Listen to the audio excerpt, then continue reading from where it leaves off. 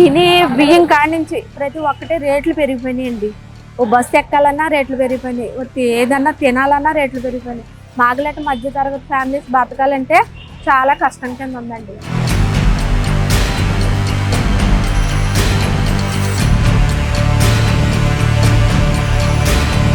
పథకాలు వేస్ట్ పథకాలు.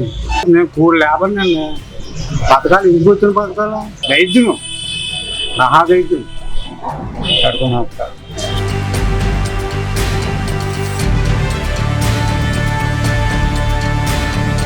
మా ఏలేశ్వరం చేతున్న నగరికి అయితే కాలువలే లేవండి. కనీసం కలెక్టర్ గారు కూడా ఏం పట్టించుకోవట్లేదు, రాజకీయ నాయకులు కూడా ఏం పట్టించుకోవట్లేదండి.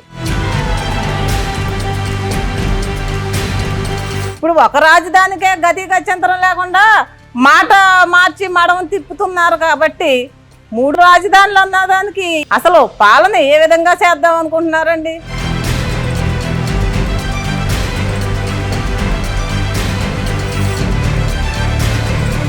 జగన్ గారి పాలన ఒక్కసారి అవకాశం ఇచ్చారు. నిత్యావసర వస్తువుల ధరలు పెంచారు, చెత్త పన్ను వేశారు. చెత్త పన్ను ఎప్పుడన్నా ఉందండి?